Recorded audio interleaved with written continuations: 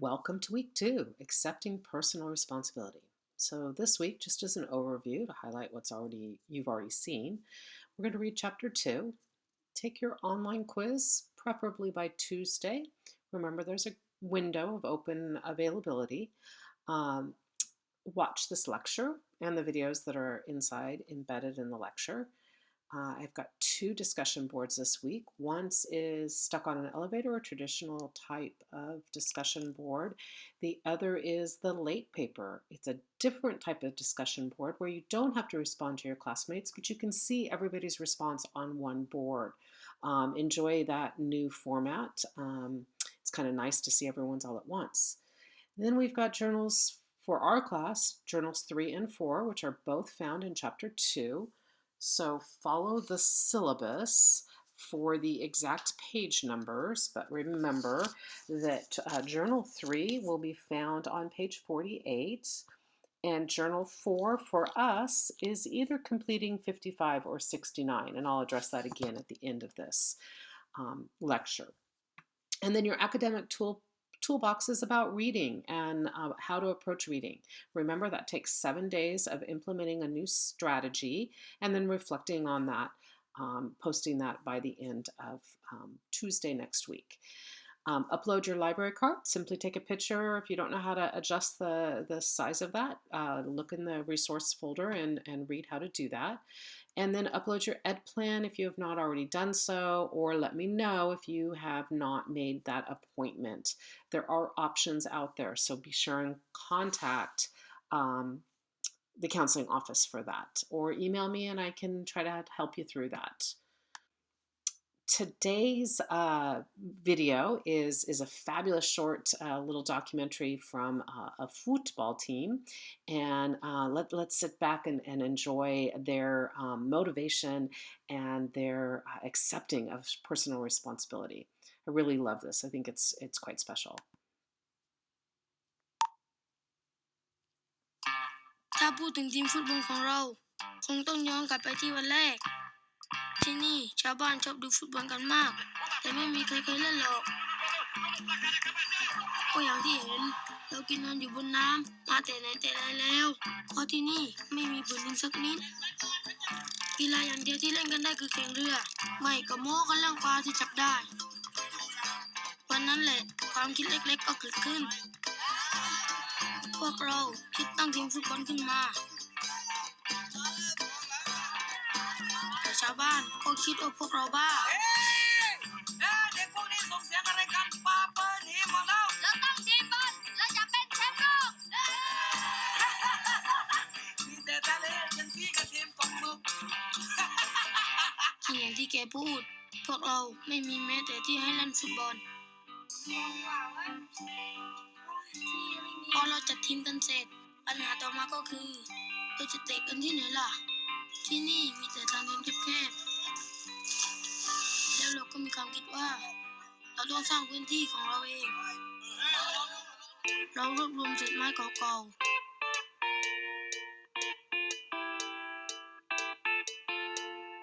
ผูกเข้ากับแพปลาทำอย่างนี้ทุกวันหลังเลิกเรียน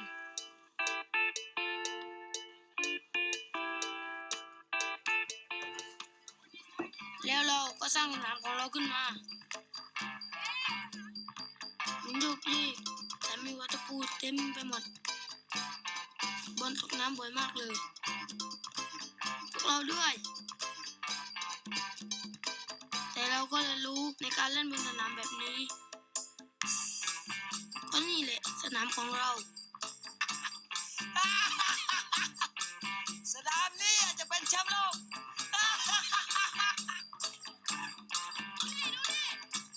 แล้ววันหนึ่งเราก็ได้ไปสมัครการแข่งขันฟุตบอลไม่รู้ดิแล้วเราจะสู้กับเขาไหวเหรอ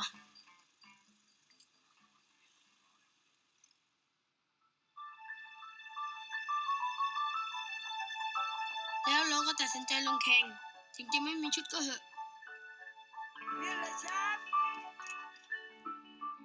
ชุดนี้รออย่างแรกเราไม่รู้มาก่อนว่าจริงๆแล้วชาวบ้านก็สนใจเราเหมือนกันพวกเขา มาเชียร์ด้วยตอนนั้นเราตื่นเต้นนะ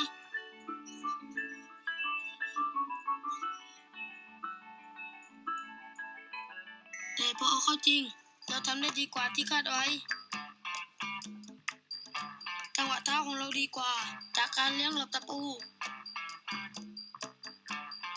แถมประตูในสนามจริงใหญ่กว่าตั้งเยอะแล้วเราก็เข้าถึงรอบ4 ทีมสุดท้าย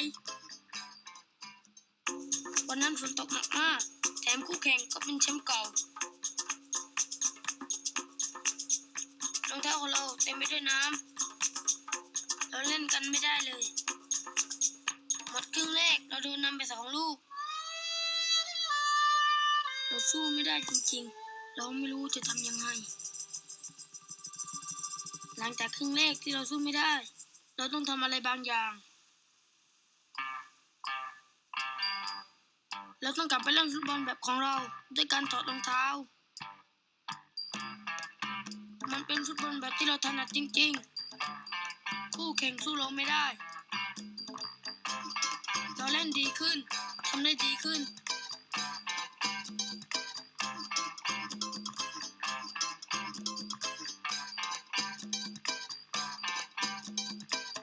เราตีเสมอได้เราคิดว่าเราจะชนะ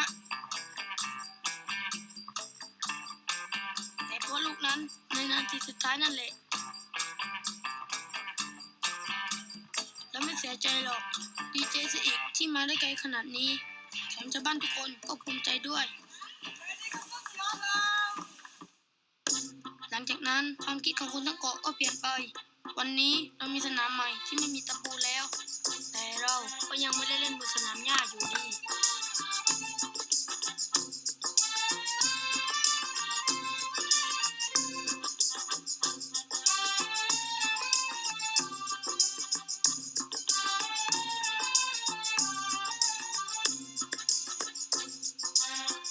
แล้วเรื่องของคุณล่ะ TMB เชื่อว่าพลังในตัวคุณเปลี่ยนโลกให้ดีขึ้น TMB Make the difference So that particular video I find inspirational on a number of levels. Number one, I love that it's a true story. The other aspect of that is taking personal responsibility, overcoming their critics and achieving their goals despite the odds against them. And then lastly, I think the great lesson is if one way doesn't work, try something else in order for you to achieve your goals. And I think that is a valuable lesson given this particular chapter's focus. So, based on the idea of this particular chapter, looking at this idea of personal responsibility, it is that concept. We are the primary creators of our outcomes and our experiences. We choose how we respond to any event. Academic outcomes are often blamed on others. If we're a critic, we're going to blame someone else. It's the teacher's fault. It's my power went out. It's I didn't have my textbook on time. There's all kinds of reasons, but how we choose to make those choices and whether they're wise or unwise always is going to contribute to our outcomes, thus empowering us to reject ineffectiveness, creating that victim mindset and accepting personal responsibility for our own desires, being the creators of our destiny and learning to overcome some of those concepts, I think is invaluable. My 3 quotes here are one's from Robert Fitz. If you limit your choice only to what seems possible or reasonable, you disconnect yourself from what you truly want, and all that is left is compromise. And I think that taking personal responsibility and making choices is vital to opening up doors and overcoming anything that is put in front of us. Obviously, William Shakespeare, The Fault, Dear Brutus, is not in our stars, but in ourselves, that we are underlyings. So this idea that it's not predestined, that we choose our way. And then, of course, one of my favorite historical characters, given that I am a historian, is one's philosophy is not best expressed in words. It is expressed in the choices one makes. And the choices we make are ultimately our responsibility. And gosh, if you haven't had a chance to read any of Eleanor Roosevelt's biography work, she's quite inspirational in her own right. Next, we'll take a look at personal responsibility. This particular video from Crystal Carasi, she's Italian, is fabulous, and also reminds us that sometimes the ideas that we see on the internet or in social media that we think everyone else's life is perfect and they've got it all figured out, just kind of sends that one more message that probably chances are that's a false reality out there. So let's take a look at hers. It is a little longer than our motivational, so hang tight, sit back, enjoy, and let's watch this one. There we go. I'll fast forward just a little bit for us. This room has failed at something at some point. There's the little things like failing an exam or a driver's test, a diet regime. And then there's the big things that touch us all in life, like the failure to keep a family together, getting fired, failure to keep sober, or to raise a child properly. I'm half American and half Italian, and in the United States, failure is something that's talked about. It's accepted, it's woven into the fabric of social experiences. So it's something that even at times that's glorified. Yet it's still really only cool to talk about failure from a point of success or power. I, however, grew up in Italy, and Italy is a country where failure is absolute stigma. It's embarrassing, it's shameful, it's taboo.